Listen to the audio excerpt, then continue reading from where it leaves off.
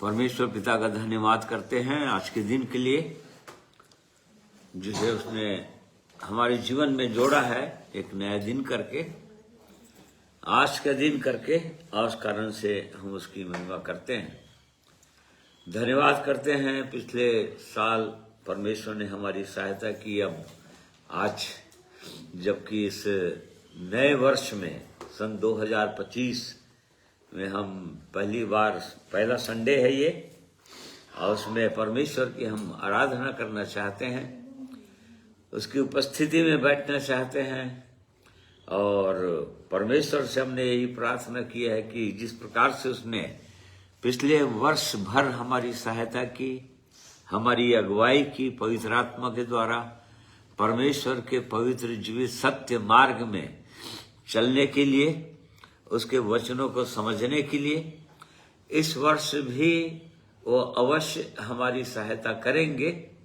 और इसी कारण से वैसे ही हमारा समर्पण है और परमेश्वर की से हमारी यही प्रार्थना है। और इस वर्ष भी परमेश्वर हम सबों की सहायता करेंगे, और इस कारण से हम धन्यवाद करते हैं और जीवित परमेश्वर का कि रोज रोज नए दिन को हमारे जीवन में जोड़ते हैं। ये उसकी महाकरुणा और दया के कारण से ही होता है, क्योंकि वो दयालु परमेश्वर है, दया का सागर है, और वो अवसर देता है एक मनुष्य को ताकि उसके प्रेम को और समझें, उसकी दया को समझें, उसके अनुग्रह को समझें, उसके धीरज को समझें और मन फिरा लें।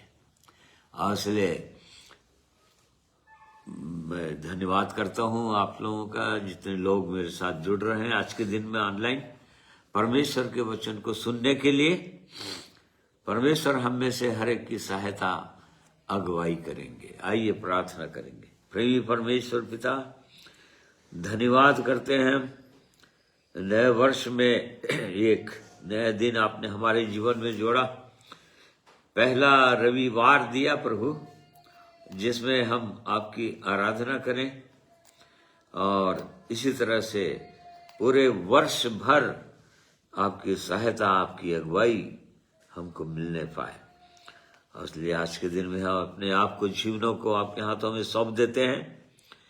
आपने हमारी सहायता की है, संभाला है, रक्षा की है, और आगे भी प्रभु आप हमारी सहायता करेंगे, यह हमारा विश्वास है।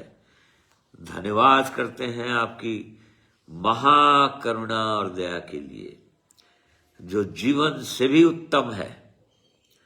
और इसी कारण से हम अब जीवित परमेश्वर की स्तुति करते हैं, धन्यवाद करते हैं उत्तम वरदानों के लिए जो आपने हमारे जीवन में बरसाए हैं प्रभु।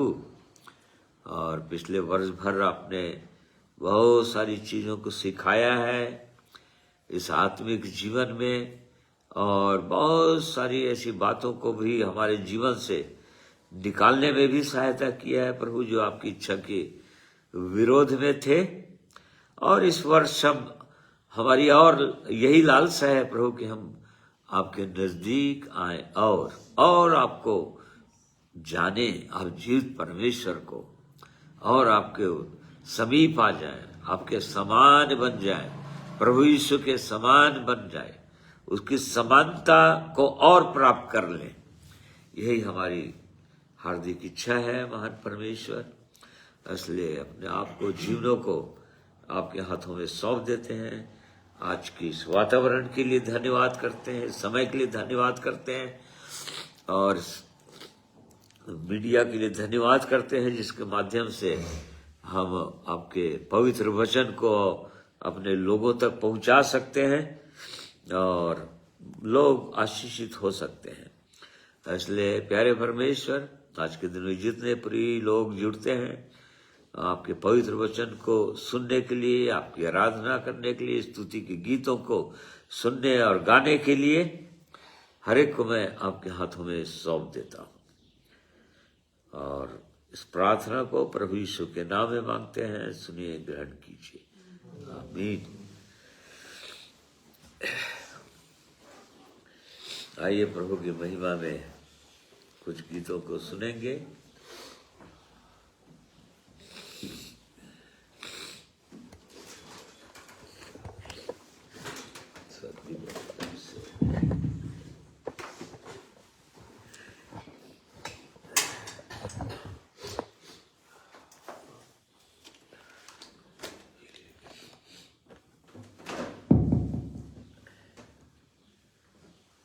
प्रभु की महिमा स्तुति हो।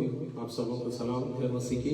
आइए प्रभु की महिमा में गाएंगे 248 नंबर का गीत, आओ हम यहोवा का धन्यवाद करें, अपने सारे हृदय से वंदना करें।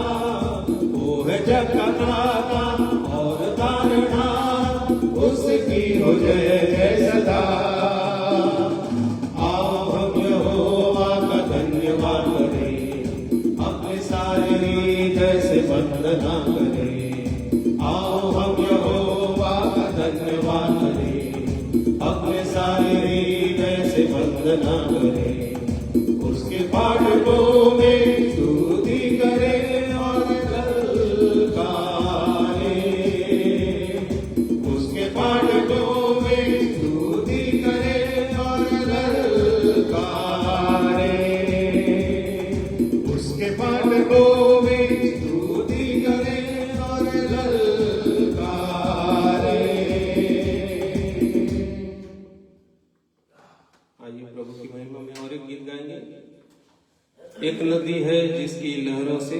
परमेश्वर के नगर में।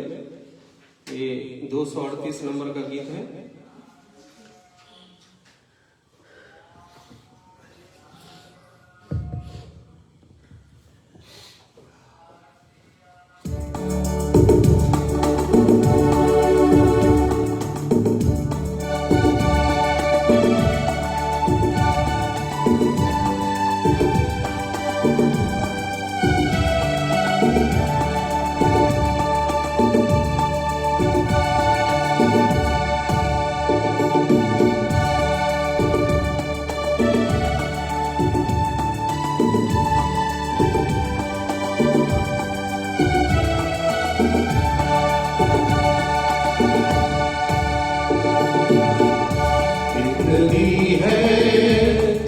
लहरों से परमेश्वर के नगर में, परम प्रधान के पवित्र निवास में आनंद होता है। परम प्रधान के पवित्र निवास में आनंद होता है। एक नदी है जिसकी लहरों से परमेश्वर के नगर में, परम प्रधान के पवित्र निवास में आनंद होता है। परम प्रधान के पवित्र निवास में आनंद होता है। एक नदी है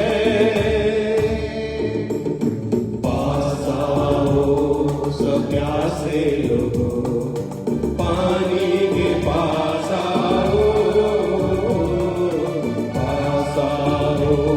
सब प्यासे लोगों, पानी के पास आओ।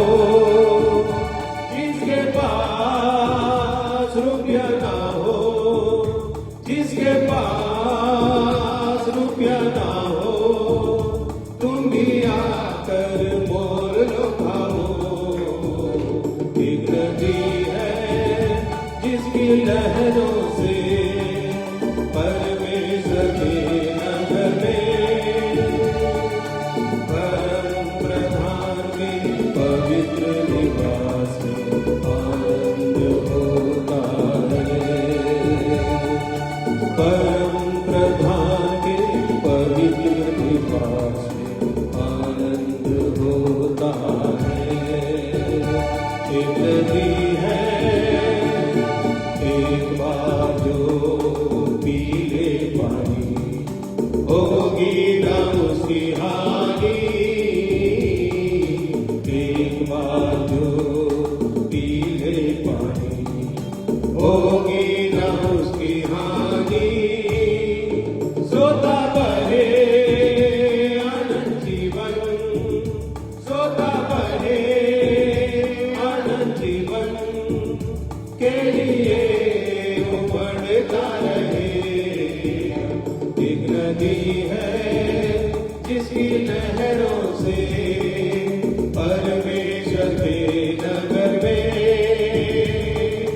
परम प्रधान के पवित्र निवास में आनंद होता है। परम प्रधान के पवित्र निवास में आनंद होता है। ये नदी है भला होता कि तू मेरी आज्ञाओं को ध्यान से सुने। भला होता कि तू मेरी आज्ञाओं को ध्यान से सुने। तेरी शांति नदी के समान, तेरी शांति नदी के समान, तेरा धर्म समुद्र के समान होगा। एक नदी है जिसकी लहरों से परमेश्वर के नगर में, परम प्रधान के पवित्र निवास में आनंद हो।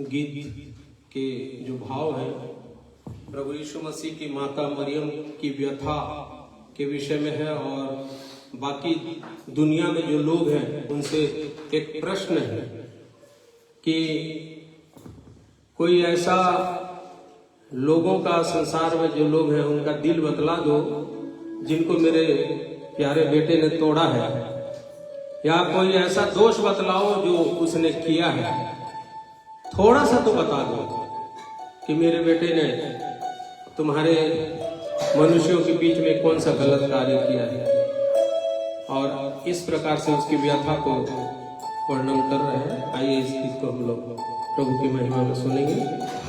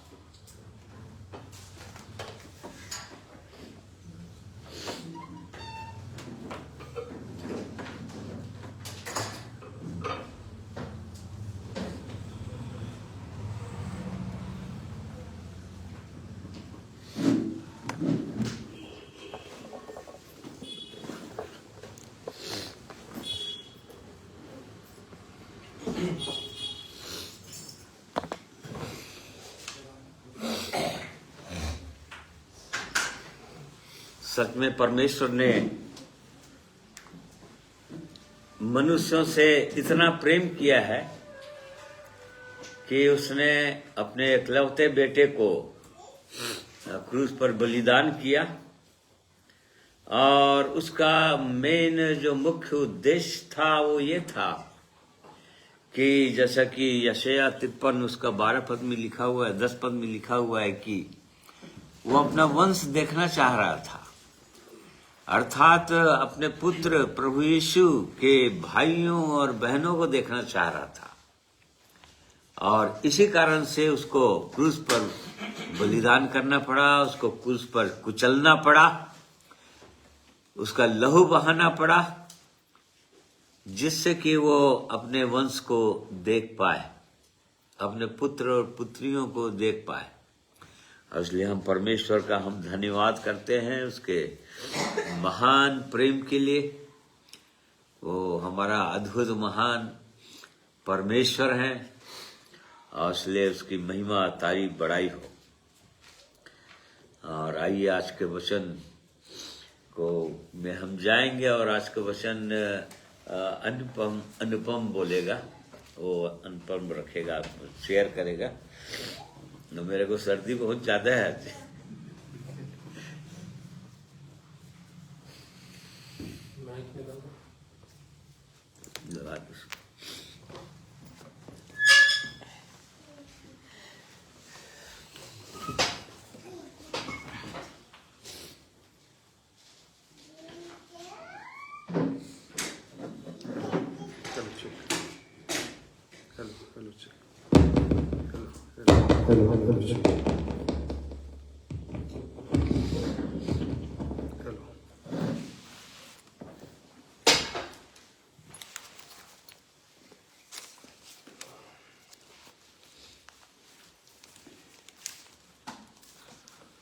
मैं भी अपने परमेश्वर पिता का प्रभु यीशु मसीह में होकर धन्यवाद देता हूँ कि उसने आज तक संभाला है और आज के नए जीवन नए दिन को परमेश्वर ने दिखाया, नई सांसों को दिया ताकि हम आज के दिन को देखने पाएं और परमेश्वर की महिमा करें।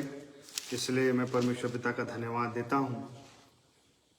और सचमुच में परमेश्वर ने एक बार फिर से ये नया वर्ष हमको दिया है ताकि इस नए वर्ष में हमारे जीवन से परमेश्वर की इच्छा पूरी हो और हम परमेश्वर को और भी करीब से अपने जीवन में जानने पाएं और अपने जीवन को देखने पाएं और अपने जीवन को मनन करने पाएं और अपने आप को परमेश्वर के द्वितीय आगमन के लिए, जो कि बहुत ही निकट है, हम इन बातों को जानते हैं कि हम अंत के दिनों में हैं और परमेश्वर की इच्छा यही है कि जैसे जैसे हम आगे बढ़ें या जैसे जैसे परमेश्वर का आगमन निकट होता चला जाए, वैसे ही हम और भी परमेश्वर के लिए अपने आप को तैयार कर सकें। उसकी दुल्हन जिसको प्रभु यीशु लेने आने वाले हैं, उसको उसमें यदि हम अपने आप को समझते, यदि हम उसमें हैं, उसकी दुल्हन में हैं, उस कलीसिया में हैं, तो अपने आप को और भी पवित्र करते चले जाएं। ये परमेश्वर की इच्छा है ताकि एक दिन जब वो दिन आए या जब वो तुरही फूकी जाए तो हमें लज्जित ना होना पड़े। इसलिए मैं परमेश्वर का धन्यवाद देता हूँ कि सचमुच में वो परमेश्वर महान परमेश्वर है और अद्भुत परमेश्वर है जो प्रतिदिन हमको चलाते हैं और प्रतिदिन हमको सांसें देते हैं और वर्ष पर वर्ष हमारे जीवन में जोड़ते हैं। और परमेश्वर की इच्छा केवल यही है कि हम और भी परमेश्वर के योग्य बनते चले जाएं, कि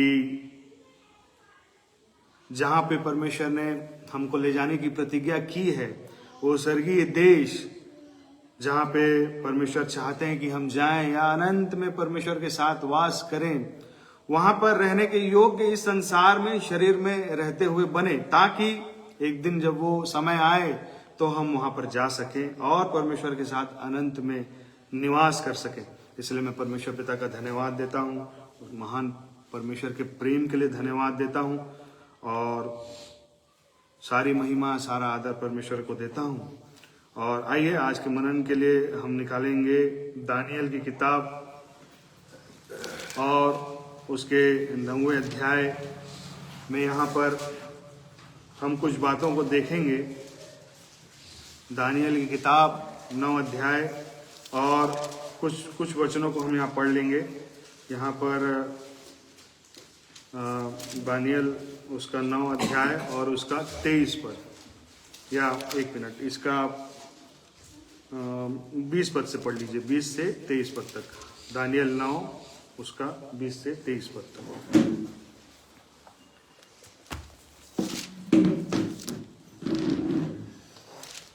दानियल 9 अध्याय उसका 20 पद से 23 पद तक परमेश्वर के वचन में इस प्रकार लिखा है, इस प्रकार मैं प्रार्थना करता और अपने इस्राएली जाति भाइयों के पाप का अंगीकार करता हुआ अपने परमेश्वर यहोवा के सम्मुख उसके पवित्र पर्वत के लिए गिड़गिड़ाकर विनती करता ही था। तब वह पुरुष जिब्राइल, जिसे मैंने उस समय देखा जब मुझे पहले दर्शन हुआ था, उसने वेग से उड़ने की आज्ञा पाकर सांझ के अन्न बलि के समय मुझको छू लिया और मुझे समझाकर मेरे साथ बातें करने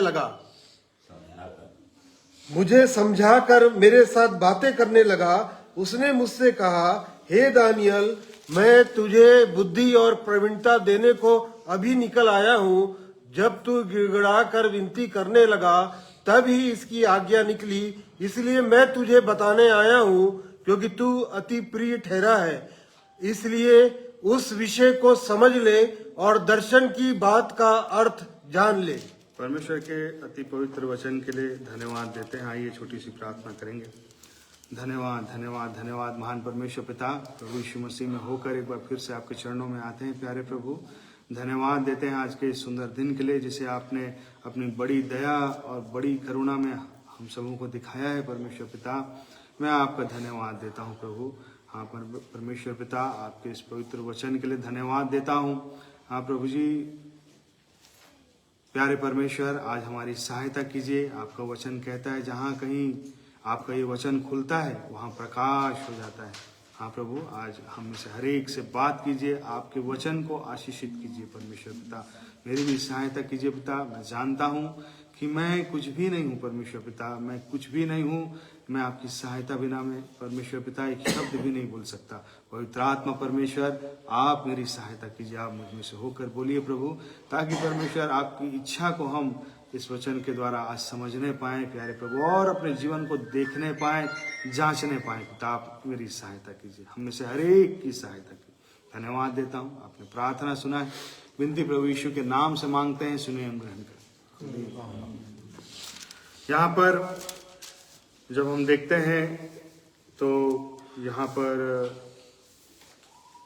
जब मैं इस वचन को पढ़ा तो इस अध्याय में 23 पद में लिखा है, जब तू गिड़गिड़ा कर विनती करने लगा तभी इसकी आज्ञा निकली, इसलिए मैं तुझे बताने आया हूँ, क्योंकि तू अति प्रिय ठहरा है।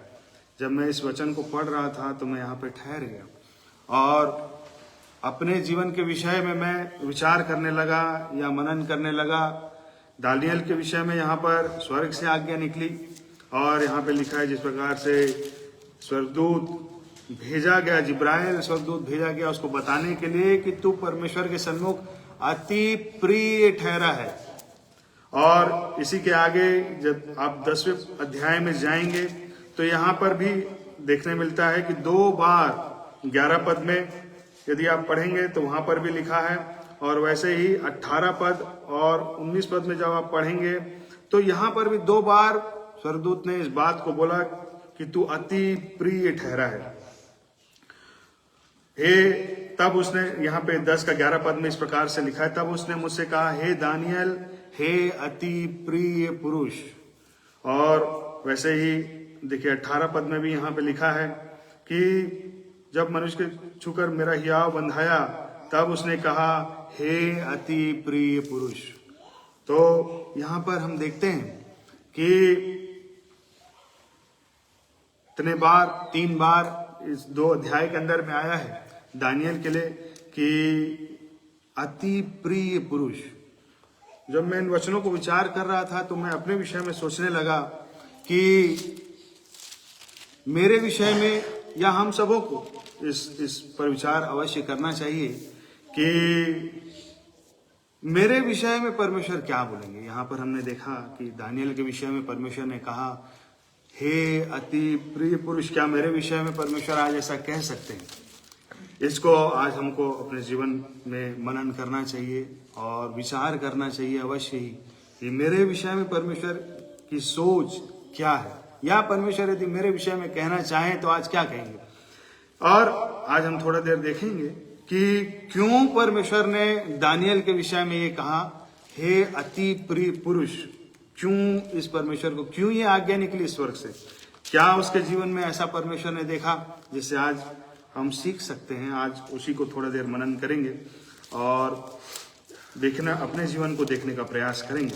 तो जिस प्रकार से हम जानते हैं दानियल 1 अध्याय में यदि आप पढ़ेंगे तो कुछ इजरायली थे जो बंधुआई में आए थे, और यहाँ से 1 अध्याय के 1 पद से आप आगे पढ़ेंगे तो वहाँ पे लिखा है कि कुछ इजरायली थे जो बंधुआई में आए थे। उनमें से दानियल थे, उसके 3 दोस्त थे, शद्रक, मेशक, अबेदनगो, और भी बहुत से इजरायली थे जो नबूकदनेस्सर राजा की जब उसका राज्य था उसके राज्य में बंधुआई में वो लोग आए थे। और यहाँ पर हम देखते हैं कि उन बहुत से इजरायलियों में 4 ही इजरायली ऐसे मिले जो सचमुच में परमेश्वर के संग संग चलते थे, या जो अपना विश्वास जो उनका था परमेश्वर पर, या जो प्रेम था परमेश्वर के प्रति, उस प्रेम को अपने कार्यों में प्रकट कर पाए। यहाँ पर हम दानियल के अध्याय में इन 4 के विषय में पाते हैं कि उनका विश्वास और उनका प्रेम जो उनके कार्यों में प्रकट हुआ। और यहाँ पर जब वो बंधुआई में आए हुए होंगे, उससे पहले ही वो परमेश्वर के संग संग चलने का उनका जीवन रहा होगा। और जब हम यहाँ पे देखते हैं कि जैसे ही पहले अध्याय में जब वो बंधुआई में गए और राजा ने आज्ञा दे दी, और यहाँ पर 5वें पद में कुछ इस प्रकार लिखा है, राजा ने आज्ञा दी कि उसके भोजन और पीने के दाख मधु में से उन्हें प्रतिदिन खाने पीने को दिया जाए। इस प्रकार 3 वर्ष तक उनका पालन पोषण होता रहे, जब उसके बाद वे राजा के सामने हाजिर किए जाए।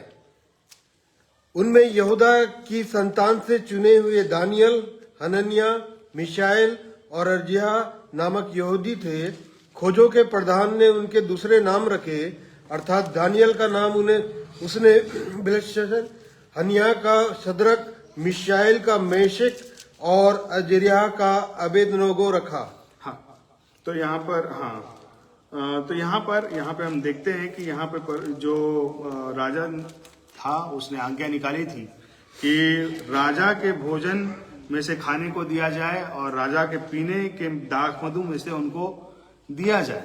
और दानियल जो कि परमेश्वर के संग संग चलता था, उसको ये परमेश्वर की आज्ञा मालूम थी। व्यवस्था में परमेश्वर ने आज्ञा दिया था, जो हम पाते हैं लय व्यवस्था और उसके 11 अध्याय के 44 और 45 पद में। देखिए, एक आज्ञा दी था परमेश्वर ने व्यवस्था में, उस व्यवस्था की आज्ञा दानियल को बहुत अच्छे से मालूम थी, जिसके कारण से उसने अपने मन में ये ठाना, क्योंकि मैं तुम्हारा परमेश्वर यहोवा हूँ, इस कारण अपने को शुद्ध करके पवित्र बने रहो, क्योंकि मैं पवित्र हूँ।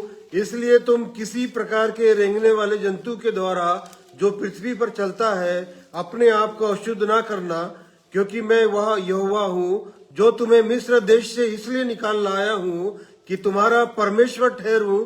इसलिए तुम पवित्र बनो, क्योंकि मैं पवित्र हूँ। देखिए, यहाँ पर परमेश्वर की एक आज्ञा थी कि तुम किसी भी अशुद्ध वस्तु या रेंगने वाले जंतु के द्वारा अपने आप को अशुद्ध मत कर देना। ये परमेश्वर की आज्ञा थी जो व्यवस्था में थी। इसी प्रकार से एक और आज्ञा थी, गिनती में हम पाते हैं, गिनती और उसका 6वां अध्याय, उसका देखिए 3 पद में कुछ इस प्रकार लिखा है। गिनती उसका 6वां, उसका 3 पद। तब वह दाख मधु आदि मदिरा से अलग रहें, वह ना दाक मधु और ना मदिरा का सिरका पिए और ना दाक का कुछ रस भी पिए, वरन दाक ना खाएं, चाहे हरी हो चाहे सूखी। हाँ, तो यहाँ पर हम देखते हैं जो 6वें अध्याय में यहाँ पे ऊपर में लिखा है नाजीरों की व्यवस्था। नाजीर मतलब जो परमेश्वर के लिए अलग किए जाते थे, उनको नाजीर कहते थे। और यहाँ पे लिखा है नाजीरों के लिए एक व्यवस्था दिया था परमेश्वर ने कि तब वह दाक मधु आदि मदिरा से अलग रहे, वह ना दाक मधु ना मदिरा ना सिरका पिए और ना दाक का कुछ रस भी पिए, वरन दाक ना खाए, चाहे हरी हो चाहे सूखी। तो ये 2 आज्ञा थी व्यवस्था में जो परमेश्वर ने दिया था। और क्योंकि परमेश्वर के साथ दानियल चलता था और उसको ये 2 आज्ञा बहुत अच्छे से मालूम थी, और क्योंकि वो परमेश्वर का आदर करता था, वो परमेश्वर की आज्ञाओं का आदर करता था, उसके वचनों का आदर करता था, इस कारण से यहाँ पर हम देखते हैं 8वें पद में दानियल 1 अध्याय और उसका 8वां पद में लिखा है, परंतु दानियल ने अपने मन में ठान लिया कि वह राजा का भोजन खाकर और उसके पीने का दाक मधु पीकर अपवित्र ना होए, इसलिए उसने खोजों के प्रधान से विनती की कि उसे अपवित्र ना होना पड़े। यदि हम परमेश्वर के संग संग चलते हैं और यदि हमने नया जन्म प्राप्त किया है, परमेश्वर की पवित्र आत्मा का छाप लगा है, तो हमें अपने जीवन में भी आज विचार करना चाहिए कि कितना हम परमेश्वर के इन वचनों का आदर करते हैं। यदि हम आदर करेंगे तो परमेश्वर की एक एक वचन को हम सचमुच में ध्यान से सोचेंगे, विचारेंगे और उस पर चलेंगे। यही परमेश्वर के वचन का आदर करना होता है, या परमेश्वर का आदर करना। यदि हम किसी का आदर करते हैं तो उसकी आज्ञाओं के अनुसार करते हैं, इसी को आदर करना कहते हैं। और यहाँ पर देखते हैं कि परमेश्वर ने, दानियल ने परमेश्वर के वचन का आदर कर दिया, और इस आदर के पीछे सिर्फ आदर ही नहीं किया, उसको मालूम था कि हम बंधुआई में आए हैं, नबूकदनेस्सर राजा की राज्य में बंधुआई में आए हैं। उसको ये मालूम था कि यदि हम राजा की आज्ञा के विरोध में जाएंगे तो हम नाश किए जाएंगे। ये बात उसको मालूम थी, ऐसा नहीं था कि बात उसको मालूम नहीं थी, ये बात उसको मालूम थी। उसके बावजूद भी उसने परमेश्वर का आदर किया। चाहे मैं नाश हो जाऊं, लेकिन मैं परमेश्वर की आज्ञा के विरोध में कभी नहीं जा सकता। ये परमेश्वर का आदर है, इसको आदर कहना बोलते हैं, इसको परमेश्वर के पीछे चलना बोलते हैं। यदि हम परमेश्वर के पीछे चलना चाहते हैं या हम चल रहे हैं, तो आज हमको अवश्य अपने जीवन में मनन करना चाहिए कि क्या हम ऐसे चलते हैं। यदि यार यहाँ पे हम दानियल का समर्पण और उसका प्रेम देखते हैं, और वचन में लिखा है कि 1 सामुएल और उसका 2 अध्याय और उसका 30वें पद में यदि आप पढ़ेंगे तो देखिए परमेश्वर ने बहुत सुंदर प्रतिज्ञा किया है यहाँ पे। 1 सामुएल 2 अध्याय और उसका 30वां पद, 30 पद। इसलिए इस्राएल के परमेश्वर यहोवा की यह वाणी है कि मैंने कहा था कि तेरा घराना और तेरे मूल पुरुष का घराना मेरे सामने सदैव चला करेगा, परंतु अब यहोवा की वाणी यह है कि यह बात मुझसे दूर हो, क्योंकि जो मेरा आदर करे मैं उनका आदर करूंगा, और जो मुझे तुच्छ जाने वे छोटे समझे जाएंगे। देखिए यहाँ पे परमेश्वर ने कहा था जो मेरा आदर करे मैं उनका आदर करूंगा। यदि आज हम परमेश्वर के वचन का आदर करें, या ऐसा आदर करें कि यदि उस वचन के कारण से हमारे जीवन में दुख आए, तकलीफ आए, मृत्यु आ जाए, जहां पर हम देखते हैं इनको मालूम था कि यदि हम राजा के विरोध में चले जाएंगे, दानियल को ये बात मालूम होगी बहुत अच्छे से, यदि हम राजा के विरोध में जाएंगे तो हमको मृत्यु भी आ सकती है।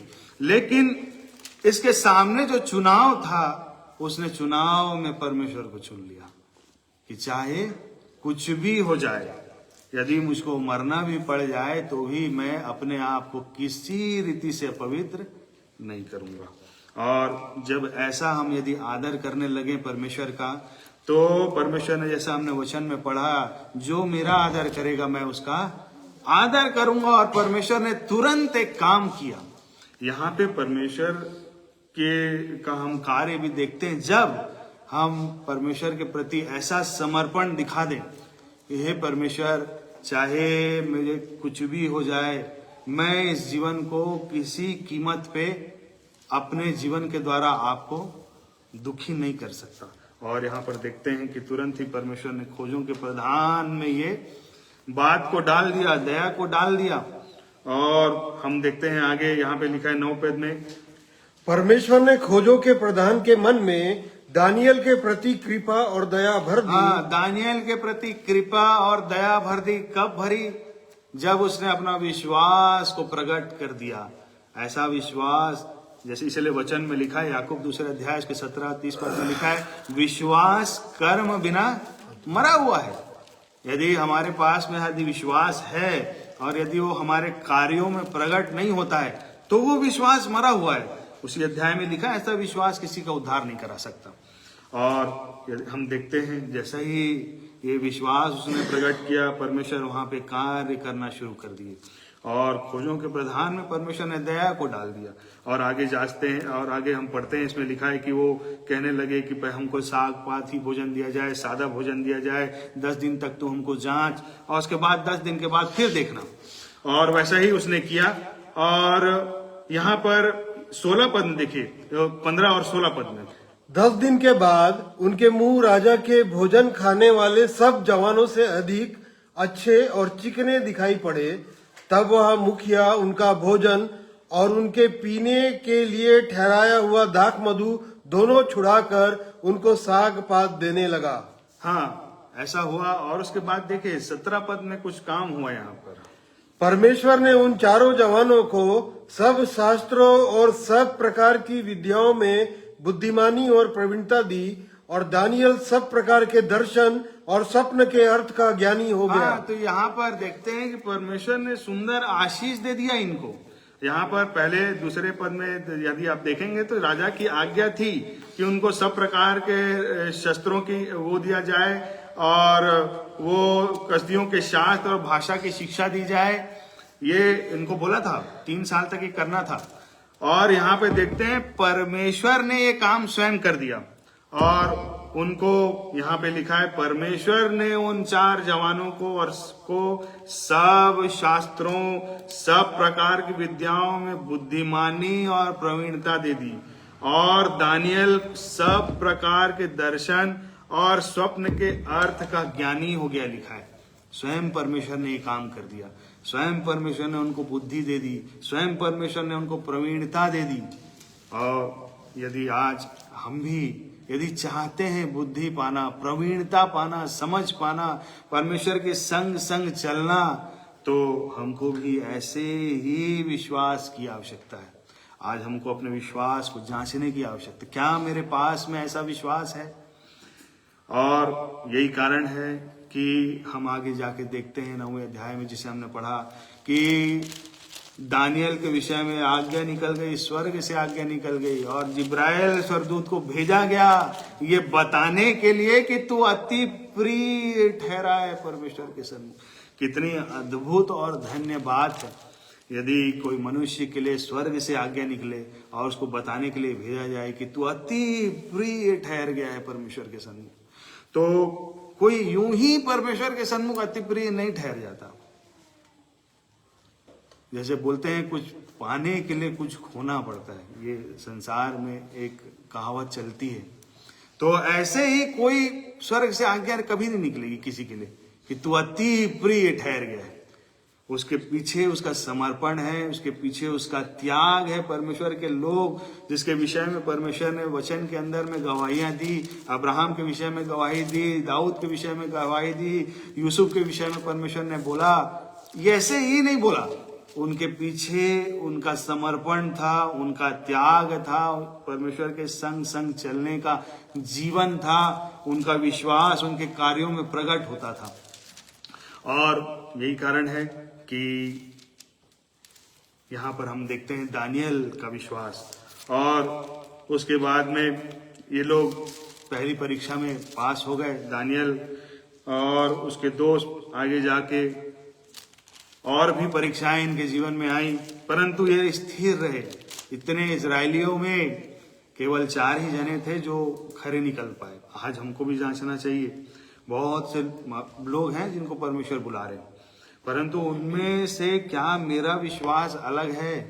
क्या मेरे विश्वास से परमेश्वर प्रसन्न होते हैं? इसको आज हमको जांचने की आवश्यकता है, या अपने जीवन को देखने, क्या यदि मैं समझ रहा हूं कि मैं परमेश्वर के संग संग चलता हूं, तो क्या मेरे पास में परमेश्वर की आज्ञाओं को मानने का जीवन है? यूहन्ना उसके 14 अध्याय उसके 15 पद में प्रभु यीशु ने स्वयं कहा, यदि तुम मुझसे प्रेम करोगे तो मेरी आज्ञाओं को मानोगे। प्रेम का प्रगटीकरण जो है वो केवल आज्ञाकारिता में है।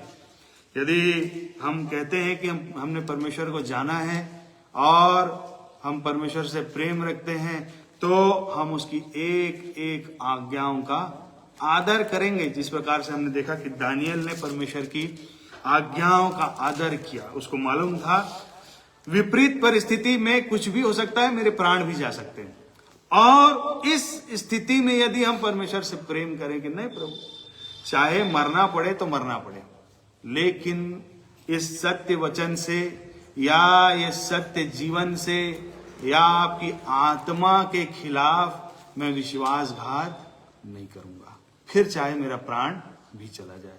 इसको बोलते हैं विश्वास, और ऐसे ही विश्वास से परमेश्वर प्रसन्न होते। इब्रानी 11 उसका 6 पद में लिखा है, विश्वास बिना परमेश्वर को प्रसन्न करना अनहोना है।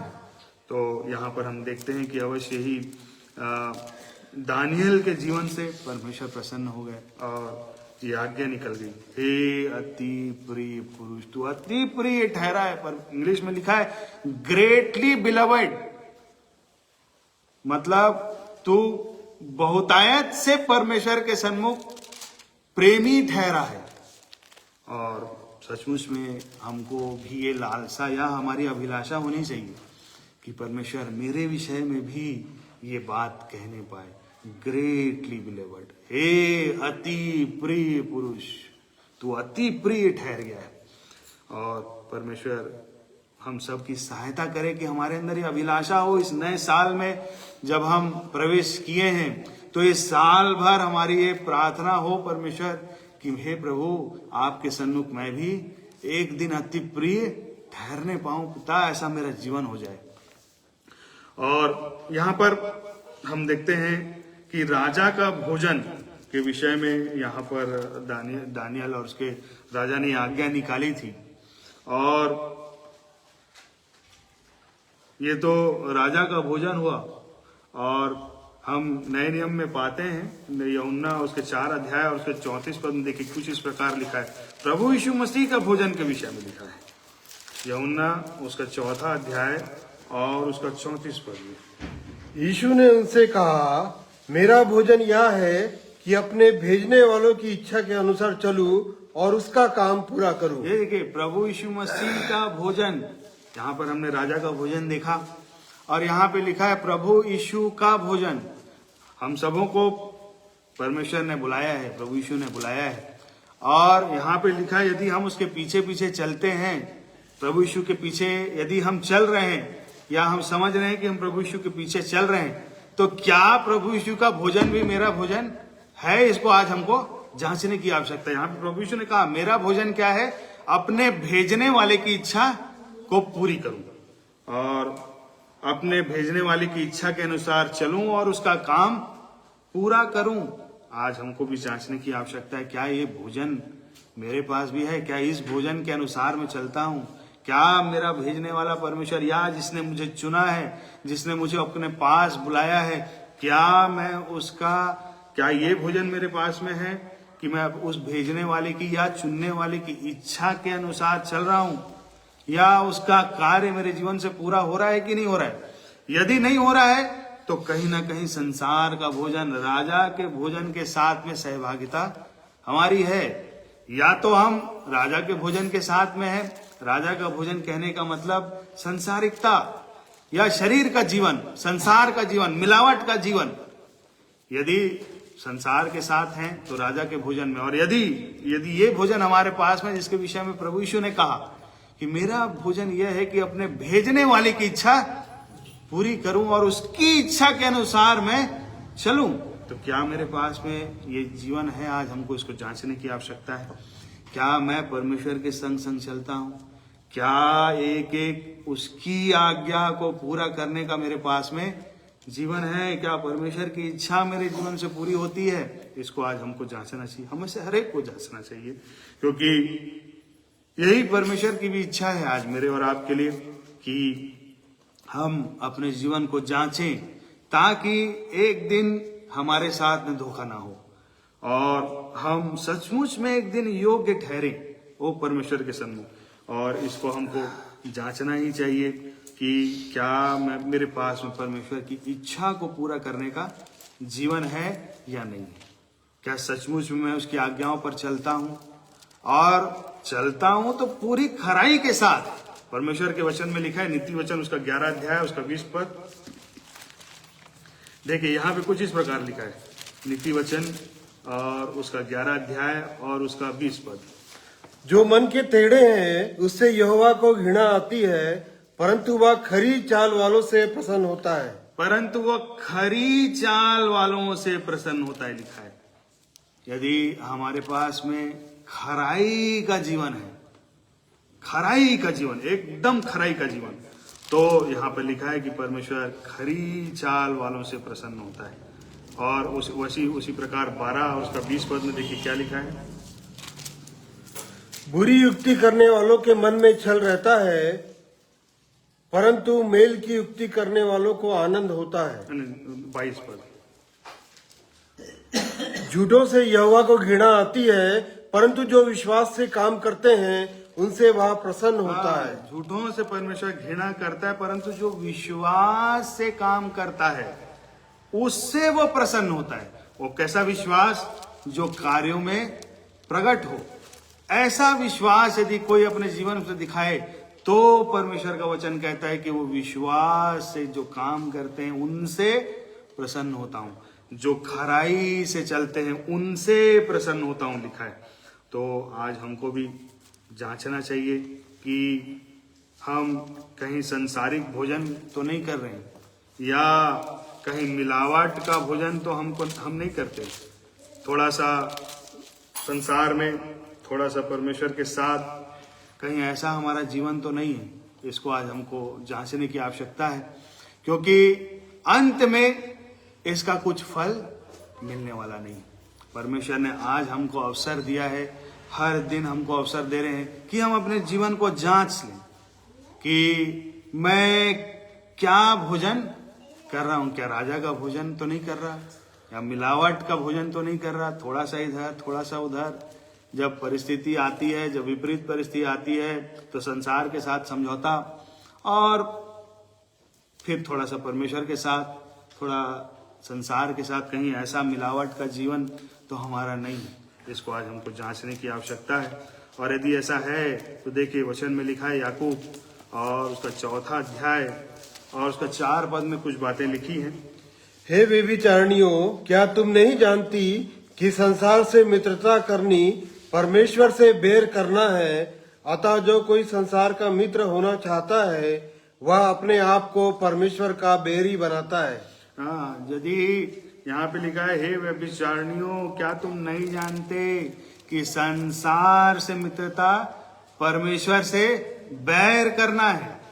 और यदि संसार से हम मित्रता कर रहे हैं तो हम क्या करते हैं, अपने आप को परमेश्वर का बैरी बनाता है, लिखा है। तो ये बहुत गंभीर वचन है और हमको जांचना ही चाहिए। इसी प्रकार से हम देखते हैं रोमियो की कलीसिया को लिखते समय पौलुस प्रेरित ने कहा, 8वां अध्याय और उसका 7वां पद, क्योंकि शरीर पर मन लगाना तो परमेश्वर से बैर रखना है, क्योंकि ना तो परमेश्वर की व्यवस्था के अधीन है और ना हो सकता है। और जो शारीरिक दशा में है वे परमेश्वर को प्रसन्न नहीं कर सकते। जो शारीरिक दशा में है वो परमेश्वर को कभी भी प्रसन्न नहीं कर सकते। और यहाँ पे लिखा है, शरीर पर मन लगाना तो मृत्यु है, लिखा है। परमेश्वर से बैर। हाँ, परमेश्वर से बैर करना, शरीर पर मन लगाना तो मृत्यु है, लिखा है। उसी के ऊपर 6वें पद में, फिर 7वें पद में लिखा है, शरीर पर मन लगाना तो परमेश्वर से बैर करना है। संसार पर मन लगाना परमेश्वर से बैर करना लिखा हमने देखा। संसार से मित्रता परमेश्वर से बैर करना, शरीर पर मन लगाना परमेश्वर से बैर करना। और प्रभु यीशु ने बताया इस संसार में केवल 3 चीजें हैं। आंखों की अभिलाषा, पहला यूहन्ना 2 उसका 15-16 पद में लिखा है। इस संसार में क्या क्या है?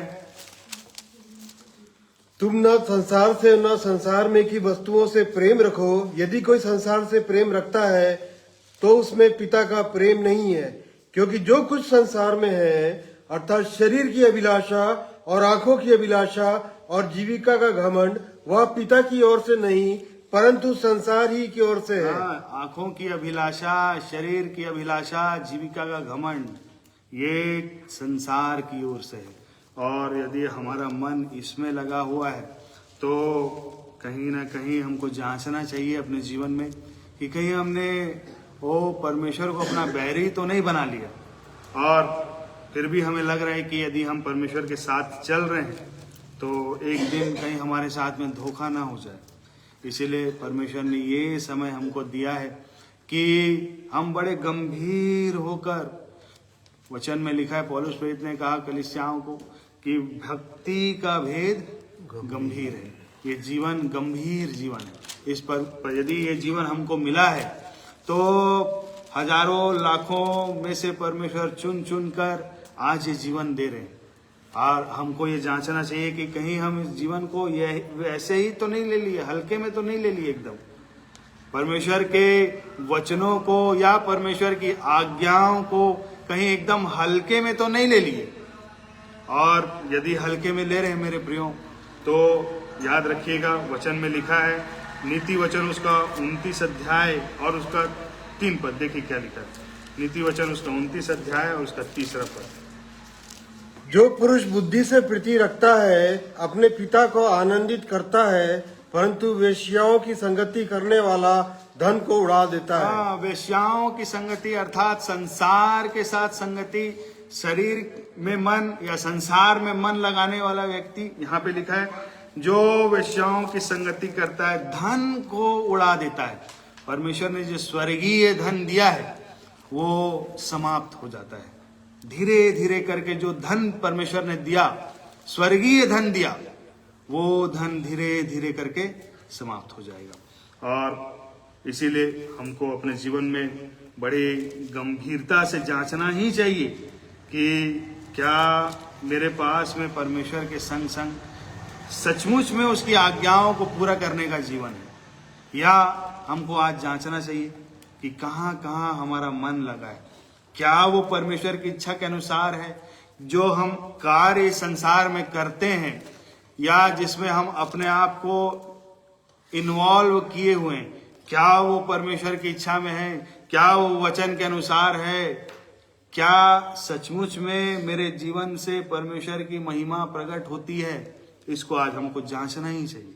वचन में लिखा है, रोमियो 3 उसका 23 पद में लिखा है कि सबने पाप किया और परमेश्वर की महिमा से रहित हो गए। परमेश्वर की महिमा, परमेश्वर का जीवन से रहित हो गए। यदि आज हमारे पास में ऐसा कोई चाल है या ऐसा कुछ जीवन में ऐसी कोई बातें हैं जिससे परमेश्वर से प्रसन्न नहीं होते या परमेश्वर के वचन के अनुसार नहीं है, वही पाप है, वही पाप है, उसी को पाप बोल रहे हैं। तो आज हमको जांचना चाहिए कि कहां कहां हमारा जीवन में परमेश्वर प्रकट नहीं होते या परमेश्वर की महिमा या जीवन प्रकट नहीं हो रहा है। और आज परमेश्वर ने हमको अवसर दिया है कि सचमुच में हम अपने जीवन को जाने या जांचें कि क्या परमेश्वर के साथ हम चलते हैं। पहला सामुएल और उसका 15 अध्याय और उसका 22 पद में देखिए, सामुएल ने शाऊल राजा को, पहला सामुएल और उसका 15 अध्याय और उसका 22 पद, यहाँ पे कुछ बातों को शामुएल ने शाऊल राजा को कहा। शमूएल ने कहा, क्या यहोवा होम बलियों और मेल बलियों से उतना प्रसन्न होता है जितना कि अपनी बात के माने जाने से प्रसन्न होता है? सुन, मानना तो बलि चढ़ाने से और कान लगाना मेढ़ों की चर्बी से उत्तम है। देख, बलवा करना और बहावी कहने वालों से पूछना एक ही समान पाप है, और हट करना मूर्तों और गृह देवताओं की पूजा के तुल्य है। तूने जो यहोवा की बात को तुच्छ जाना, इसलिए उसने तुझे राजा होने के लिए तुच्छ जाना है। हाँ, यहाँ पर लिखा है कि परमेश्वर न होम बलि से, इसीलिए लिखा है क्या यहोवा होम बलि और मेल बलि से उतना प्रसन्न होता है जितना कि अपनी बात के माने जाने से। यदि परमेश्वर ने हमें अपने वचन में कुछ आज्ञाओं को दिया, अरे वचन पूरी इसकी आज्ञाएं हैं, यदि ये हमारे पास में इस पे चलने का जीवन नहीं है, तो यहाँ पे वचन में लिखा है कि परमेश्वर होम बलि और मेल बलि से उतना प्रसन्न नहीं होता जितना कि अपनी बात के माने जाने से प्रसन्न होता है। और हमको भी जांचना चाहिए कि क्या हमारे पास में सचमुच में हम चलते हैं या परमेश्वर हमारे जीवन से प्रसन्न हो रहे हैं। यदि हम चलेंगे परमेश्वर के वचन में तो अवश्य ही परमेश्वर का वचन कहता है कि एक दिन परमेश्वर हमारे जीवन से या हमारे विश्वास से प्रसन्न हो जाएंगे। और यही हमारी सबकी इच्छा है, यही हमारी अभिलाषा भी है कि हम एक दिन परमेश्वर के पास जाना चाहते हैं, अनंत परमेश्वर के साथ अनंत में निवास करना चाहते हैं। तो आज हमको जांचना चाहिए, क्योंकि ये समय परमेश्वर ने हमें इसलिए दिया है कि हम अपने जीवन को जांच लें और हमारे साथ में धोखा ना हो। और एक वचन पढ़ेंगे, नीति वचन और उसका 13 अध्याय और उसका 13 पद। देखिए यहाँ पे क्या लिखा है, नीति वचन 13 अध्याय और उसका 13 पद। जो वचन को तुच्छ जानता वह नष्ट हो जाता है, परंतु आज्ञा के डरवैयों को अच्छा फल मिलता है। इसी प्रकार से 4 का 4 पद भी पढ़ लीजिए, नीति वचन 4 अध्याय उसका 4 पद। और मेरा पिता मुझे यह कहकर सिखाता था, तेरा मन मेरे वचन पर लगा रहे, तू मेरी आज्ञाओं का पालन कर, तब जीवित रहेगा। हाँ, यहाँ पर हमने पढ़ा जो वचन को तुच्छ जानता है वो नाश हो जाता है। यदि हम परमेश्वर के वचन का आदर नहीं करते तो यहाँ पे वचन में लिखा है जो इस वचन को तुच्छ जानता है, कहने का मतलब जो इसका आदर नहीं करता, या ये जो बातें इसमें लिखी है यदि उसको हम नहीं मानते, तो क्या लिखा है, जो वचन को तुच्छ जानता है वो नाश हो जाता है। नाश हो जाने का कहने का मतलब जो आत्मिक जीवन परमेश्वर ने दिया है वो खत्म हो जाता है। और इसी प्रकार से हमने 4 अध्याय उसका 4 पद पढ़ा। यहाँ पे लिखा है परमेश्वर के वचन में, तू मेरी आज्ञाओं का पालन कर तब जीवित रहेगा। यदि आत्मिक जीवन में हमको जीवित रहना है तो यहाँ पे परमेश्वर के वचन में लिखा है तू मेरी आज्ञाओं का पालन कर तब जीवित रहेगा। यही यदि हम जीवित रहना चाहते हैं या परमेश्वर के संग चलना चाहते हैं आखिरी तक, अंतिम सांस तक, तो यहाँ पे परमेश्वर का वचन कहता है तू मेरी आज्ञाओं का पालन कर तब जीवित रह सकते हैं। अन्यथा परमेश्वर का वचन सत्य है, जो लिख दिया वो ही होगा। ये सत्य वचन है, ताया हुआ वचन है, परमेश्वर के मुख से निकला हुआ वचन है। जो लिख दिया वो टल नहीं सकता, इसकी बिंदु, इसकी मात्रा भी टलेगी नहीं। आकाश और पृथ्वी टल जाएगा लिखा है, लेकिन परमेश्वर का वचन टल नहीं सकता। इसमें लिखा है यदि हमको जीवित रहना है, आत्मिक रीति से परमेश्वर के संग चलना है, तो परमेश्वर का वचन कहता है तू मेरी आज्ञाओं का पालन कर तब जीवित रहेगा। और यदि तुच्छ जानेंगे इसको तो एक दिन नाश हो जाएंगे। ये जीवन, सुंदर जीवन परमेश्वर ने दिया, ये एक दिन खत्म हो जाएगा। इसलिए हमको बड़ी गंभीरता से इन वचनों पर मनन करना चाहिए। और उसी प्रकार से हम आगे जाएंगे। दानियल के विषय में हम देख रहे थे, दानियल 6वें अध्याय में एक और परीक्षा को देखेंगे। यहाँ पर दानियल जो सिंहों की मांद में डाल दिया गया की आज्ञा निकल गई। हाँ, दानियल 6वां अध्याय उसका 10 पद। जब दानियल को मालूम हुआ कि उस पत्र पर हस्ताक्षर किया गया है, तब वह अपने घर में गया, जिसकी उपरोक्ति कोठरी की खिड़कियां यरूशलेम की ओर खुली रहती थी, और अपनी रीति के अनुसार जैसा वह दिन में 3 बार अपने परमेश्वर के सामने घुटने टेक कर प्रार्थना और धन्यवाद करता था, वैसा ही तब भी करता रहा। तब उन पुरुषों ने उतावली से आकर दानियल को अपने परमेश्वर के सामने विनती करते और गिड़गिड़ाते हुए पाया। हाँ, यहाँ पर हम देखते हैं कि यहाँ पर दारा राजा के द्वारा एक आज्ञा निकाल दी गई। छल से कुछ लोगों ने आज्ञा निकलवा दी कि जो कोई भी 30 दिन तक किसी और ईश्वर की उपासना करे, वो सिंहों की मान में डाल दिया जाए। और यहाँ पे एक अद्भुत बात यहाँ पर हम फिर से दानियल के जीवन में देखते हैं। जब दानियल को यह मालूम हुआ कि उस पत्र पर हस्ताक्षर कर दिया गया है, तब वह अपने घर में गया और उसकी उपरौठी कोठरी की खिड़कियां यरूशलेम की ओर खुली रहती थी, और अपनी रीति के अनुसार जैसा वो दिन में 3 बार प्रार्थना अपने परमेश्वर के सामने घुटने टेक कर प्रार्थना और धन्यवाद करता था, वैसा ही तब भी करता रहा। जब इन वचनों को हम मनन करें और अपने जीवन से तुलना करें, तो मैं जब इन वचनों को सोच रहा था तो मैं सोचा कि दानियल जिसकी खिड़की यरूशलेम की ओर खुली रहती थी, और जब ऐसी आज्ञा निकल गई तो वो एक काम और कर सकता था। वो काम ये था, उसको बस इतना करना था कि खिड़की को बंद कर लेना था और समस्या का समाधान हो जाता। किसी को पता चलता नहीं कि अंदर दानियल कर क्या रहा है, परंतु उसने ऐसा नहीं किया। यहां पर उसका विश्वास और भिन्न सब लोगों के विश्वास से अलग हो गया। मेरा परमेश्वर जिसकी मैं उपासना करता हूं वो जीवित परमेश्वर है, और मैं इस आज्ञा के कारण अपनी खिड़की को बंद नहीं करूंगा, चाहे मेरे को सिंह की मांद में जाना पड़ जाए, मरना पड़ जाए। ये विश्वास, ऐसा ही विश्वास हमको भी अपने जीवन में प्रार्थना करना चाहिए कि परमेश्वर ये विश्वास मुझको भी दे, ताकि उस विश्वास से मैं भी आपको प्रसन्न कर सकूं।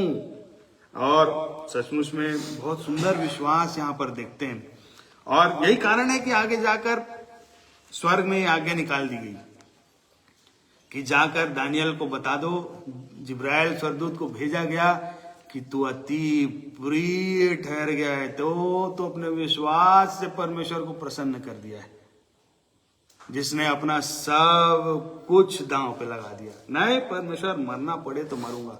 वो ये नहीं सोचा कि मेरा पद इतना बड़ा है, इसके राज्य में मैं मंत्री हूं, मैं सब शास्त्री ज्योतिषियों के ऊपर हूं, अपने रेपुटेशन को वो नहीं सोचा कि मैं तो ऑलरेडी इतने ऊंचे पद पे हूं, परंतु उसने सब कुछ दांव पे लगा दिया अपने परमेश्वर के लिए।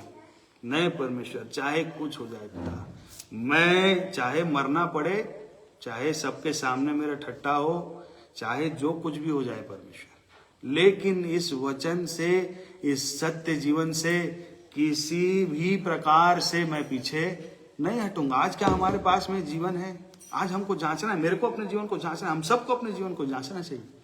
क्या ऐसा जीवन है, या कहीं घबरा तो नहीं जाते? इसको हमको जांचना चाहिए। यहाँ पर ये परमेश्वर का जन घबराया नहीं, और क्योंकि नहीं घबराया इसलिए उसको जाना भी पड़ गया। सिर्फ अपना विश्वास को वो ऐसी वो नहीं किया, उसको क्या लिखा है आगे जाके, सिंहों की मांद में डाल दिया गया लिखा है। लेकिन वहां तक उसका विश्वास बना हुआ था, उसको मालूम था या तो सिंह लोग खाएंगे या तो बच जाऊंगा, लेकिन फिर भी यदि मरना पड़े तो भी मर जाऊंगा। लेकिन परमेश्वर के वचन का इनकार किसी रीति से नहीं करूंगा, चाहे फिर कुछ भी हो जाए। ऐसा ही विश्वास, परमेश्वर ऐसे विश्वास से प्रसन्न होते हैं, और हमको आज जांचना चाहिए कि क्या ऐसा विश्वास हमारे पास में है, क्या ऐसी गवाही हमारे पास में है। दानियल के पास में गवाही थी, इसी के कारण से देखिए यहाँ पे 20 पद में जो दारा राजा था, 21 पद में वो स्वयं जाके बोला, तब दानियल ने राजा, नहीं यहाँ पे 20 पद से पढ़ लीजिए। जब राजा घड़े के निकट आया तब शोक भरी वाणी से चिल्लाने लगा और दानियल से कहा, हे दानियल, हे जीवते परमेश्वर के दास, क्या तेरा परमेश्वर जिसकी तू नित्य उपासना करता है तुझे सिंहों से बचा सका है? ये गवाही थी राजा के सन्मुख, ये गवाही थी, राजा ये जानता था। उसने कहा, हे दानियल, हे जीविते परमेश्वर के दास। आज क्या हमारी ऐसी गवाही है? इसको हमको जांचना चाहिए।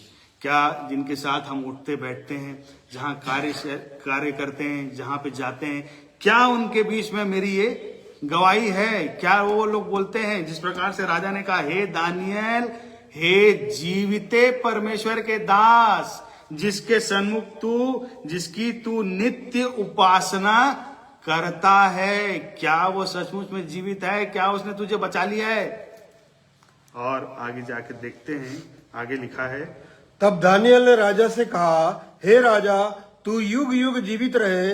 मेरे परमेश्वर ने अपने दूत भेजकर सिंहों के मुंह को ऐसा बंद कर रखा कि उन्होंने मेरी कुछ भी हानि नहीं की। इसका कारण यह है कि मैं उसके सामने निर्दोष पाया गया, और हे राजा, तेरे सम्मुख भी मैंने कोई भूल नहीं की। ये कारण था, ये गवाही थी। और यहाँ पर दानियल ने कहा, इसका कारण यह है कि मैं उस परमेश्वर के सन्मुख और तेरे सन्मुख निर्दोष पाया गया।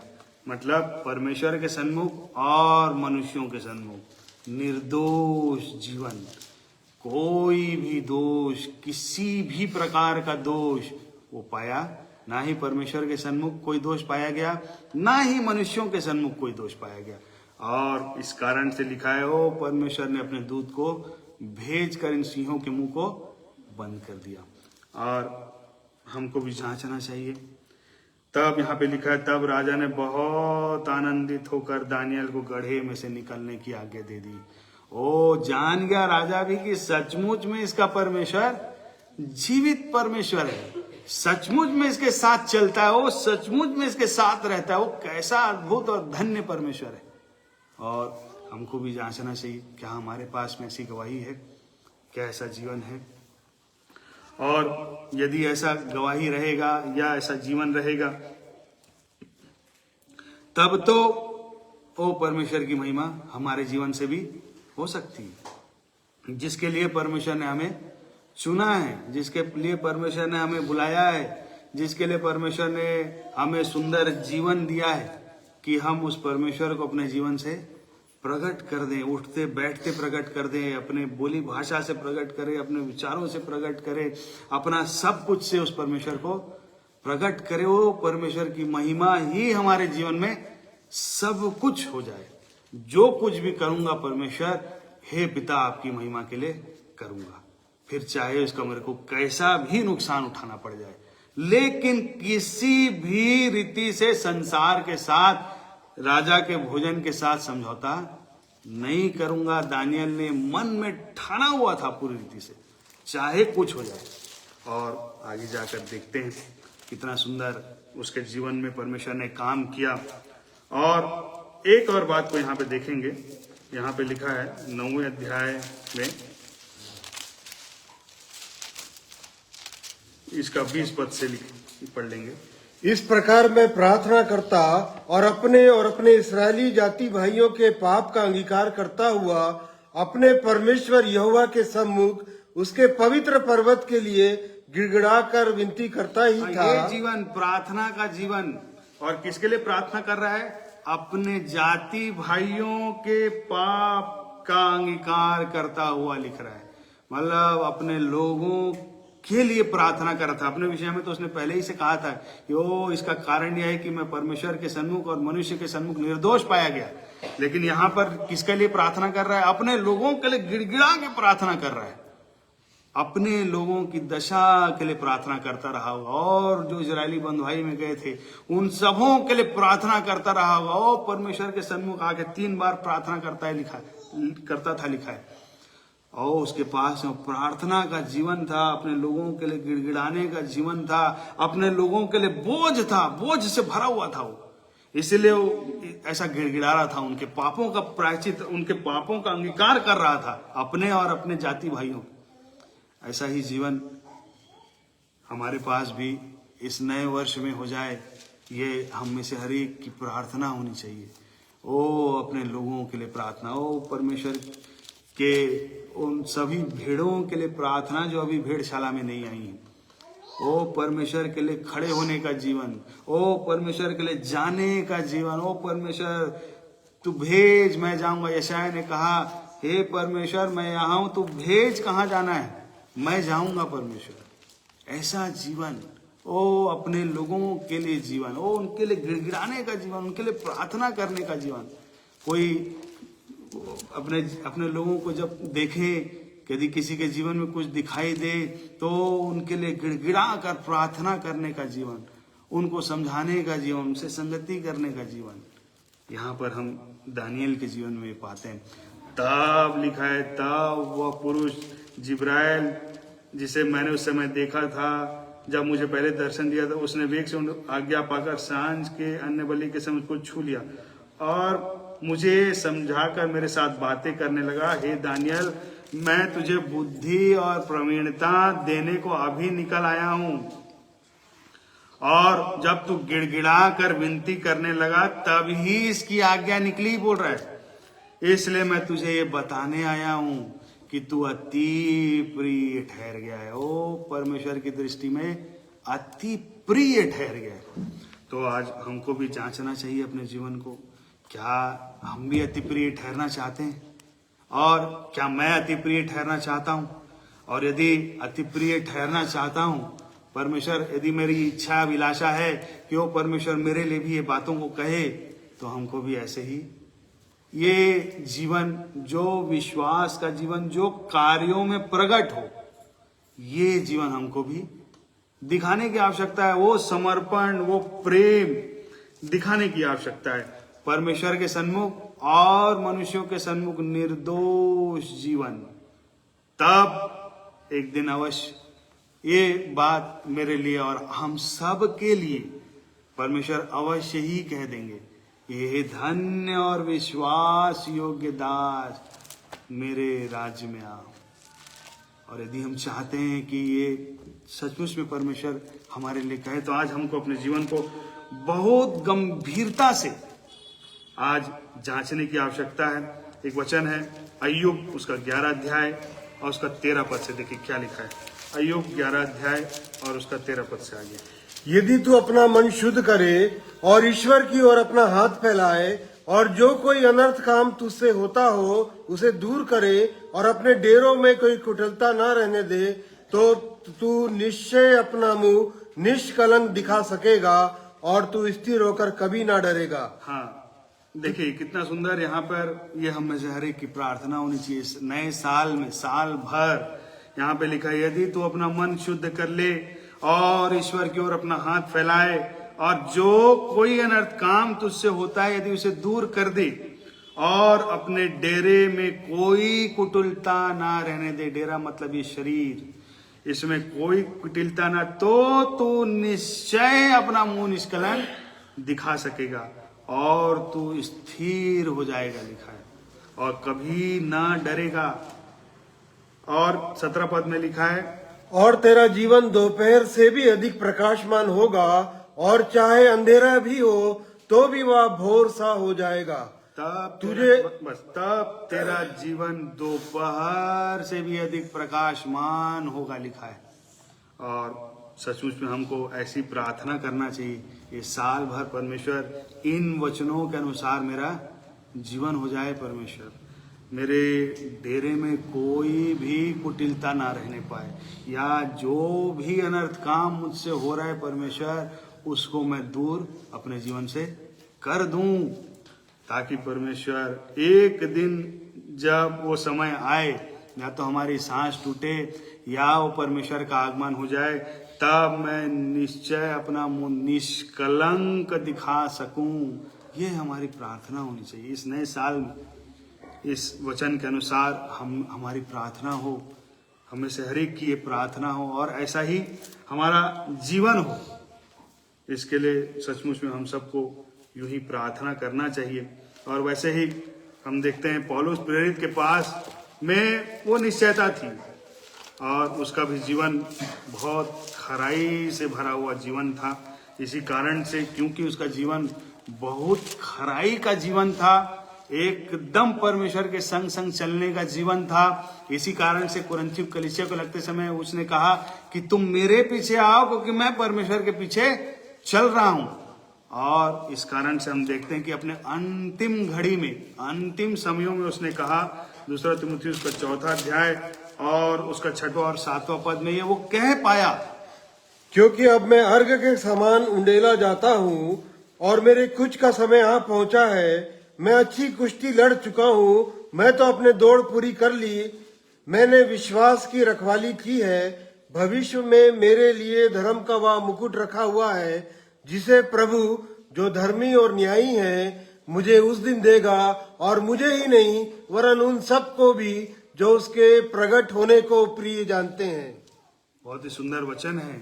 और यहाँ पर देखते हैं पौलुस प्रेरित परमेश्वर के जन की निश्चयता अंतिम समय में, जो वो कह रहा है कि मैंने अपनी दौड़ पूरी कर ली है, मैं उस परमेश्वर के साथ बहुत खराई से चला हूँ, उसकी वचनों का मैंने बहुत आदर किया है, मैं उसके संग संग चलता रहा हूँ। अपने विषय में बड़े कन्फर्मेशन के साथ कह पा रहा है। और हमको भी जांचना चाहिए, जब से हमने जीवन पाया है, कि क्या हमारे पास में ऐसा खराई का जीवन रहा है?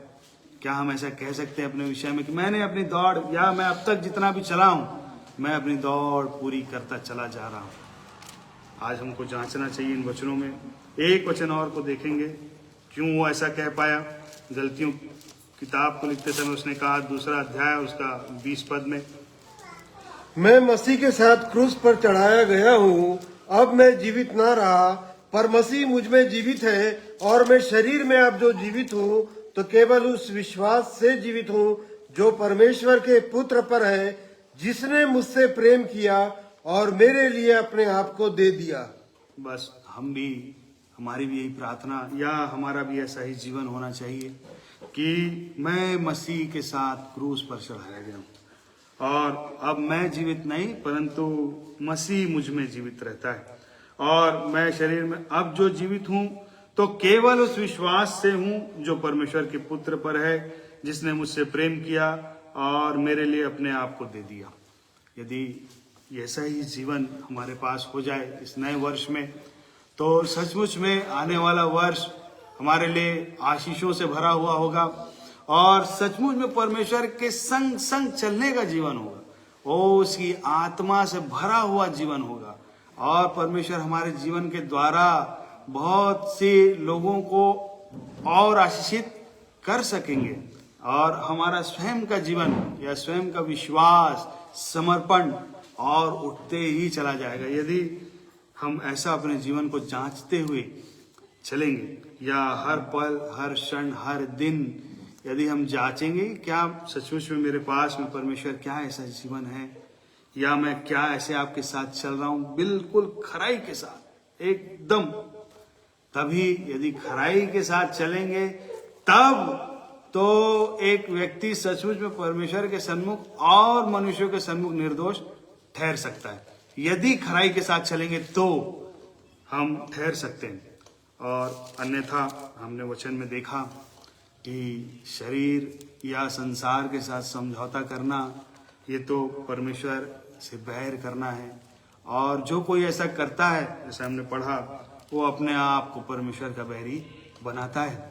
इसलिए परमेश्वर हमें से हर एक की सहायता करें कि हम आने वाले इस वर्ष में, नए वर्ष में अपने आप को पूरी रीति से चढ़ा दें। और जिस प्रकार से हमने देखा दानियल के जीवन में, कितना सुंदर उसका जीवन था, कितना सुंदर उसका विश्वास था, और वो विश्वास जो कार्यों में प्रकट हुआ, और उस कार्यों के कारण ये आज्ञा स्वर्ग से निकाल दी गई और उसको बताने के लिए भेजी गई कि तू अति प्रिय ठहर गया। ओ परमेश्वर के सन्मुख, हे दानियल, तू अति प्रिय ठहरा है। कितना इसको पढ़ेंगे, जब इसको मनन करेंगे तो कितना धन्य बात है यदि वो परमेश्वर किसी के लिए ऐसा बोल दे। तो परमेश्वर हम सब की सहायता करें कि आने वाले वर्ष हमारा भी ऐसा ही जीवन हो, वो पूरा पूरा परमेश्वर के संग चलने का जीवन हो, खराई का जीवन हो, ताकि हम परमेश्वर के लिए सचमुच में वो कुछ करने पाए। नहीं प्रभु, कुछ करना है आपके लिए, वो चलना है परमेश्वर। प्रभु यीशु ने कहा, मेरी और भी भेड़ें हैं जो अभी भेड़शाला में लगी हैं, उन सबको लाना है। कि परमेश्वर आप मुझको भेज दीजिए पिता, हे परमेश्वर आप मेरे को इस्तेमाल कर लीजिए, चाहे कैसी भी रीति से, जिस रीति से आप इस्तेमाल करना चाहें, हे परमेश्वर आप मेरे को इस्तेमाल कर लीजिए। ऐसा ही हमारा जीवन हो और ऐसा ही हमारा समर्पण हो। परमेश्वर हम सब की सहायता करें। पापा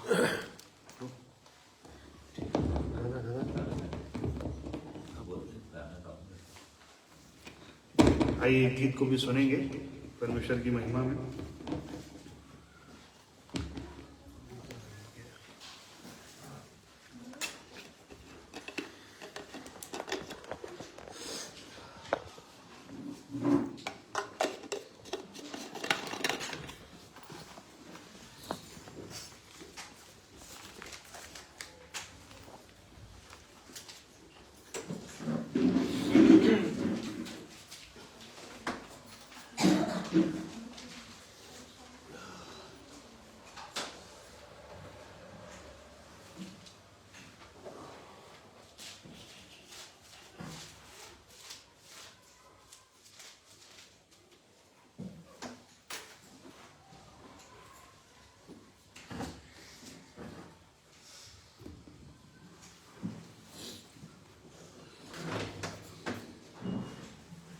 एक वचन पढ़ना चाहता हूं मैं इस गीत को गाने से पहले,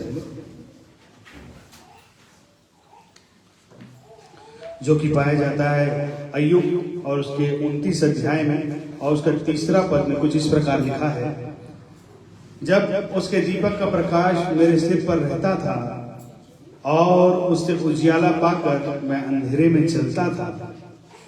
वे तो मेरी जवानी के दिन थे जब परमेश्वर की मित्रता मेरे डेरे पर बनी रहती थी।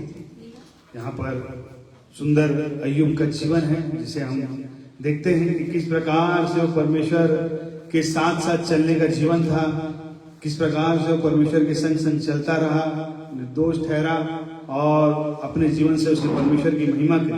आइए उसी पर आधारित ये गीत है। इसके बोल है, खुदावंद मेरी रोशनी, खुदावंद मेरा हमसफर।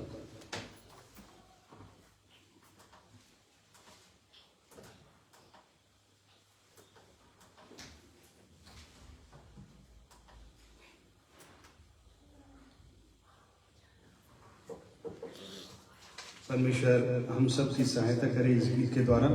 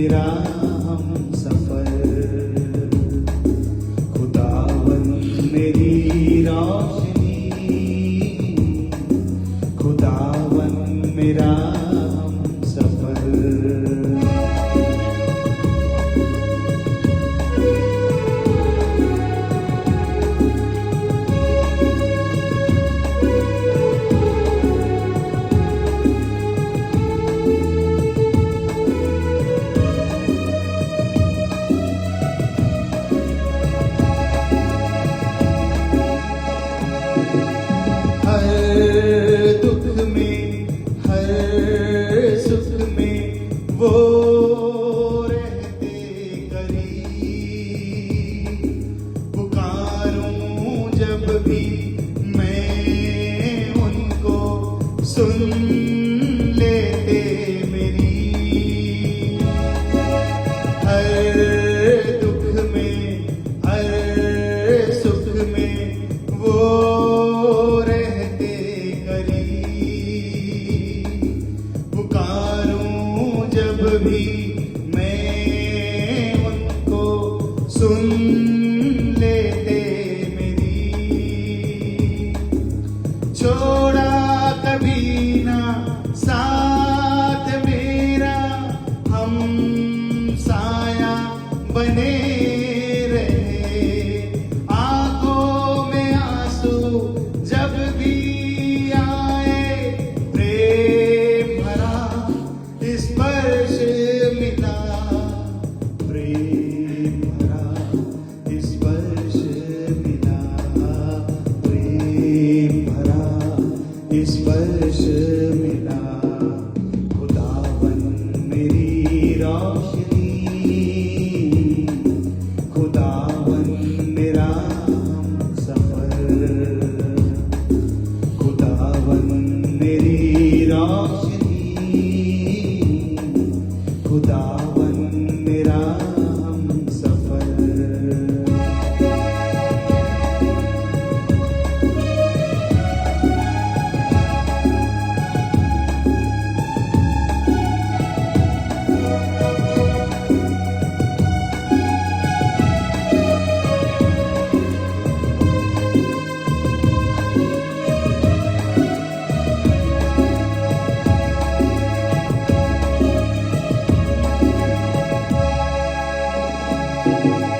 चाहे हर कोई छोड़ दे तो भी वो न छोड़े कभी,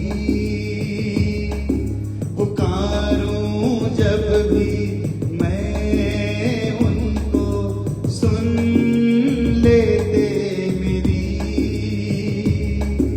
चाहे हर कोई छोड़ दे तो भी वो न छोड़े कभी,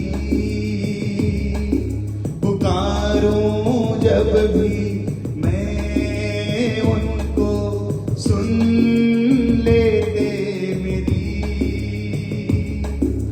माँ के समान संभालेंगे वो पितापन, संग में रहेंगे अनाथ कभी ना छोड़ूंगा मैं, प्रभु यीशु ने ये कहा है, प्रभु यीशु ने कहा है, प्रभु यीशु ने कहा है। खुदावन मेरी रोशनी, खुदावन मेरा सफर, खुदावन मेरी रोशनी, खुदावन मेरा सफर। अंधियारे इस जग में चलता वो संग संग है, अंधियारे इस जग में चलता वो संग संग है, नूरे खुदावन वो मेरा, हर पल हर क्षण संग है, नूरे खुदावन वो मेरा, हर पल हर क्षण संग है, खुदावन मेरी रोशनी, खुदावन मेरा सफर, खुदावन मेरी रोशनी, खुदावन मेरा सफर, खुदावन मेरा सफर, खुदावन मेरा सफर। परमेश्वर हम सबकी सहायता करें और इस वर्ष भर ओ परमेश्वर हमारी रोशनी बनकर हमारे संग संग हम सफर बने। हम सबकी प्रार्थनाओं परमेश्वर हम सभी की सहायता करें। आप सबों को जय मसीह।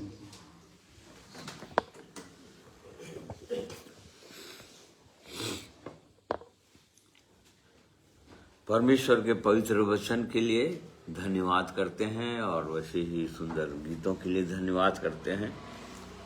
ये परमेश्वर का महान प्रेम है कि वो हमको अच्छे नामों से पुकारना चाहते हैं। जिस प्रकार से हमने देखा कि दानियल के विषय में उसने कहा है प्रिय जन, अति प्रिय, और वैसे बहुतों के विषय में परमेश्वर ने कहा बाइबल के अंदर में, अपने जनों के विषय में जिन्होंने परमेश्वर से प्रेम किया, परमेश्वर की इच्छाओं को जिन्होंने पूरा किया अपने जीवन में। और यही इच्छा परमेश्वर की हमारे लिए भी है कि हमको भी एक दिन वो कहना चाहिए, वो कहेगा, हे विश्वास योग्य धन्य दास, या हे परमेश्वर के जन।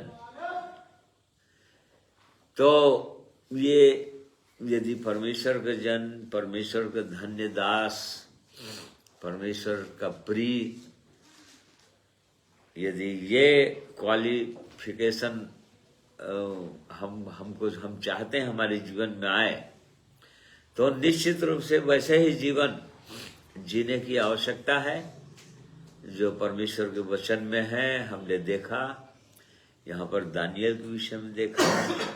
दानियल जब ज्यादा से ज्यादा 16 और 17 साल का रहा होगा, जवान, एकदम यंग, बहुत स्मार्ट रहा होगा क्योंकि उसके विषय में लिखा हुआ, तभी उसका चुनाव हुआ था। बहुत सुंदर था वो, और बंधुआई में था। परमेश्वर इनको बंधुआई में जाने दिया और लोगों के साथ, और यहूदियों के साथ। क्यों? क्योंकि इनको अपना गवाह बनाना चाह रहा था वहां पर।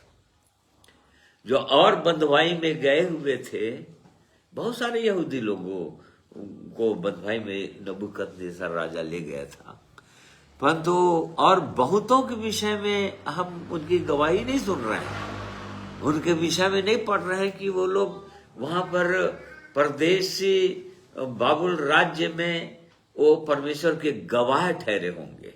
उनके विषय में हम नहीं पढ़े। क्यों? क्योंकि नहीं ठहरे होंगे करके उनके विषय में लिखा नहीं है। परंतु ये 4 जवानों के विषय में लिखा हुआ है, और इन्होंने अपना पूरा सर्वस्व परमेश्वर को दे दिया था, परमेश्वर का भय मानने के लिए, परमेश्वर की इच्छाओं को अपने जीवन में पूरा करने के लिए। और आज जबकि हम इन वचनों के द्वारा आशीषित होते हैं, तो हमारे लिए भी यही आह्वान है परमेश्वर का, या परमेश्वर हमसे भी यही अपेक्षा करते हैं, या यदि परमेश्वर ने हमको बुलाया है अपने समीप, ये सुंदर जीवन दिया है, तो केवल इसीलिए जीवन दिया है कि हम उसके गवाह ठहरें। जबकि सारा संसार परमेश्वर का बैरी है, प्रभु यीशु मसीह का बैरी है, विरोध में है। इस संसार का ईश्वर शैतान है, और शैतान जो है परमेश्वर का विरोधी है, प्रभु यीशु का विरोधी है। इसी कारण से प्रभु यीशु के पीछे चलने वालों का भी विरोधी है वो। परंतु बुलाया इसलिए है, वो जिनको भी बुलाया है उसके गवाह ठहरे, उसको प्रसन्न करें अपने जीवनों के द्वारा, उसकी महिमा करें। और इसलिए इन वचनों के प्रकाश में हम सबको जांचना चाहिए, क्या हमारा जीवन वैसा है कि हम बिल्कुल गवाह ठहर रहे हैं, या परमेश्वर हमारी तारीफ कर सकते हैं लोगों के सामने, न्याय के दिन। तो इसलिए परमेश्वर का हम धन्यवाद करते हैं सुंदर वचनों के लिए और सुंदर ऐसे गवाहियों के लिए, ऐसे कैरेक्टर्स के लिए जो परमेश्वर अपने पवित्र वचन में अपने लोगों का रखवा दिए। दोनों प्रकार के कैरेक्टर्स को लिखवाए परमेश्वर। ऐसा नहीं परमेश्वर जो अच्छा जीवन जिए उन्हीं को लिखवा दिया और बाकी जो सही जीवन नहीं जिए या गिरावट का जीवन जीते रहे उनके विषय में कुछ नहीं। बाइबल इसीलिए तो बहुत पवित्र पुस्तक है वो और परमेश्वर का वचन है। जिन्होंने नहीं चला उनके विषय में भी लिखा है। जो लोग कहां पर कैसे गिरे, कैसे गिर गए, कैसे गिरकर नाश हो गए, उनके विषय में भी लिखा हुआ है। और जो लोग चले और सुंदर जीवन दिखा दिए, गवाह बने रहे प्रभु यीशु का, परमेश्वर का, उनके विषय में लिखा हुआ है। तो दोनों प्रकार की गवाहियां हमारे पास है, उदाहरण हमारे पास है और उससे अब के विश्वासी, नए नियम के विश्वासी लोग तो बहुत ही अच्छा से सीख सकते हैं और बहुत अच्छे से चल सकते हैं परमेश्वर के पवित्र वचन के अनुसार। क्यों? क्योंकि उनसे हर चीज में उत्तम है। पुराने नियम से हर चीज उत्तम। इब्रानी की पुस्तक में लिखा है कि हर चीज उत्तम पुराने नियम से। और तुमको एक उत्तम बात बोलता हूं, इब्रानी 11 अध्याय के आखिरी पद, इससे भी उत्तम बात। तो वैसा जीवन हमारे पास है कि नहीं, हम सबों को जांचना चाहिए। इसलिए परमेश्वर का धन्यवाद करते हैं। आइए प्रार्थना करेंगे।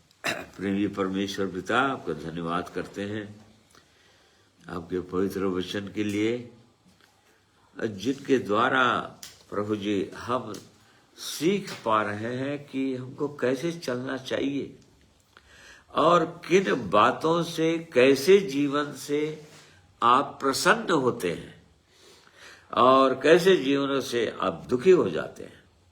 इन सब बातों को आपने अपने पवित्र वचन में बता दिया है प्रभु, और उदाहरण के रूप में अपने संतों को और भी कैरेक्टर्स लोग जिनको आपने बुलाया परंतु लोग सही जीवन नहीं जिए, उनके विषय में भी, ताकि अब अभी के लोग दोनों प्रकार के लोगों के जीवन को देखकर सीख सके, समझ सके और अपने जीवन की और बड़ी चौकसी कर सके।